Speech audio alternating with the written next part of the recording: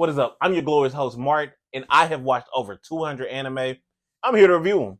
So the first one that I've been recommended is Hellsing Ultimate. This came from an Instagram post. You can definitely comment down below, and I'll review them. My goal is to review every anime that I've watched every day until I run out of anime.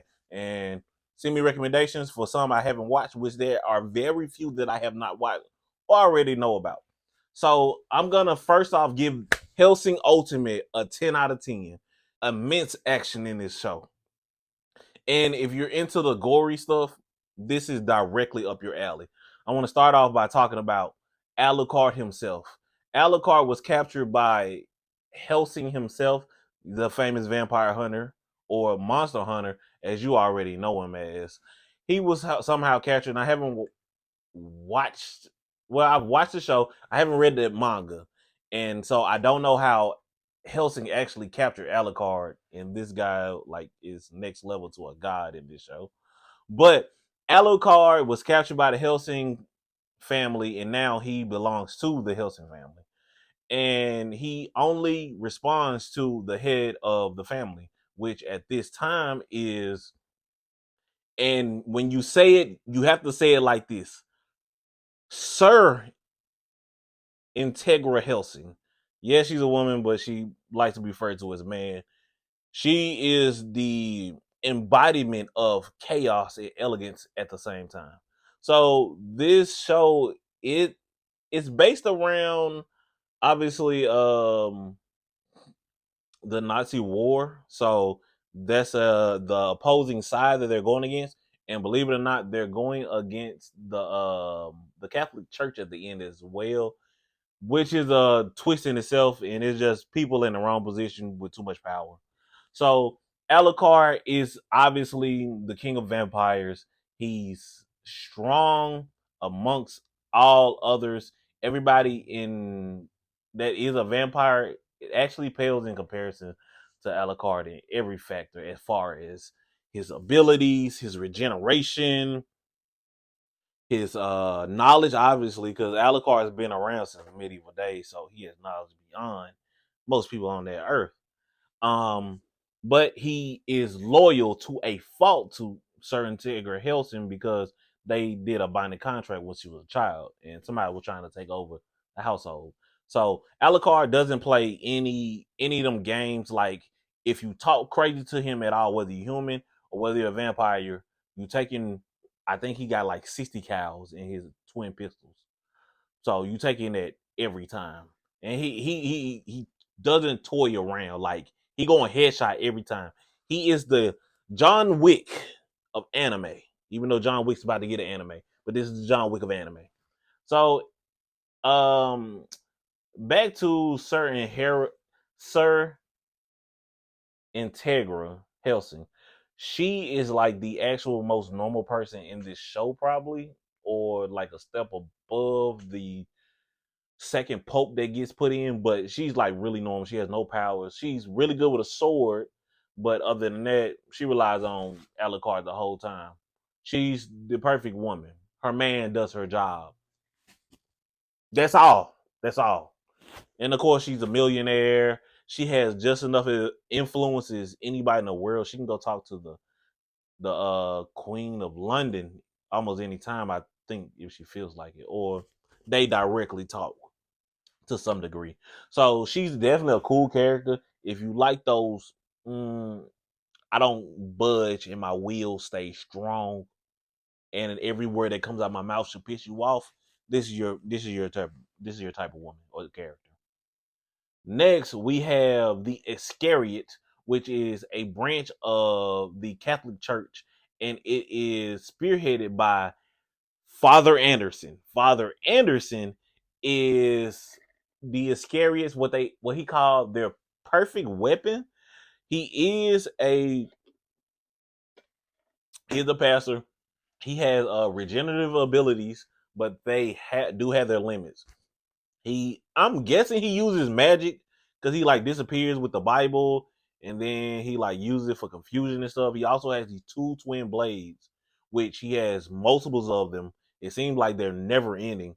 But Father Anderson is the only person who can go toe to toe with Alucard in this show, even up to the end, that can actually go toe to toe with Alucard and actually give him a run for his money. Father Anderson to me is a dickhead. I don't really like Father Anderson. He has this over cockiness about him, and he's a hater. I think he's just a hater. He's one of those characters to me. He's just a hater. But the fight scenes between him and Alucard, you're gonna live. You're gonna live for those episodes in that show. When they meet up, it's on site every time. Like if you whisper, it's on site. Like there's even a scene where the Integra and the Pope meet up, and somebody said something out of line. Both of them came out the shadows. Like what? So he's a pretty dope character in turn, but like I said, I feel like he's a hater. Then we have the I forgot what their actual name is, but this is the Nazi regime that the Hellsing family and the Iscariot has been fighting against. The Nazi regime, they have augmented all of their soldiers in different ways, some more unique than others, but they're all pretty much vampires. And they just want to really cause chaos. They are some of the most despicable people you will ever come across in anime, like without a doubt. One in particular, Valentine. Oh, if you really want to get into it and you need a scene, watch Alucard versus Valentine on YouTube. Like, go ahead after you're done with this video, go look that up. And if my video doesn't convince you, that one scene should. He was turned into dog chow easily. And he was boasting about being like the greatest thing to ever be created, even surpassing Alucard, although he's never met Alucard until now. So I feel like when when somebody like Alucard has ghost stories about him, you should kind of be, a little worried at least. This man wasn't shaken until he was halfway in the grave. Was that bravery? No, it was actual stupidity. But life goes on. And who else do we have? Oh, I almost forgot about the police girl. She's important but not important at the same time. So she was the first person Alucard had saved, although he killed her at the same time in the beginning of the show. She was a innocent bystander. Some vampires were getting away. Well, no, when they're half vampires, well, no, they were really ghouls. No, it was a vampire who was turning people into ghouls, and she got captured. And Alucard put one hot one through her chest, and the vampire brought her back as his assistant or whatever you want to call her. But she's now an immortal. She's slowly learning throughout the show. She slowly learns how to use her powers because she doesn't want to really drink blood and become a full vampire. So she battles with that whole humanity thing through it. But all in all, like when she get in her zone, she handling business. Shawty had a cannon the entire time, shooting 80 caliber bullets, and I think a couple machine guns and some rockets.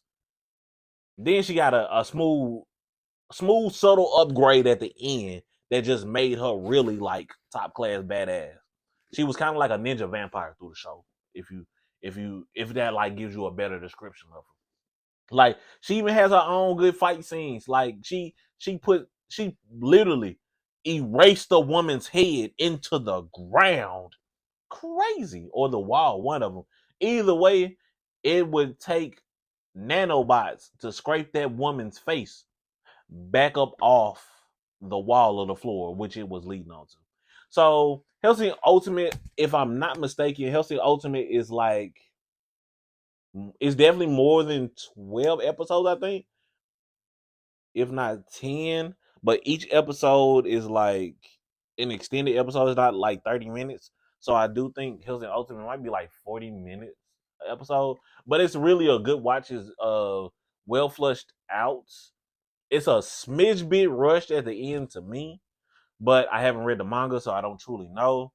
And there is Hellsing, but Hellsing was made like I think early 2000s maybe. So the animation is a little off. for my taste, but it got that old classic animation. But Hellsing Ultimate has very new, very vibrant animation. All of the different colors are super vibrant. They're wild. The choreography is pretty good. Boom. But I love all the different characters. Everybody got their own unique powers and stuff, so it's pretty cool. I really wish it was a few episodes longer, like to flesh out some of the other characters in it a little bit better. Because when you watch it, you do take notice of the characters, but there's no true depth to them. It's really like everybody's on a kamikaze mission in this show. So whoever you like, you better go and like them all you can. That's all I got to say for that one. Let's see. And so once again, I'm definitely recommending this show. Check it out if you haven't already. If you have checked it out, watch it again. So this has been my review. Make sure you like, comment, subscribe, and hit me up on Instagram at Texh&More. I might be making an anime and more Instagram once this one gets a little more up. So hit us up and let us know something.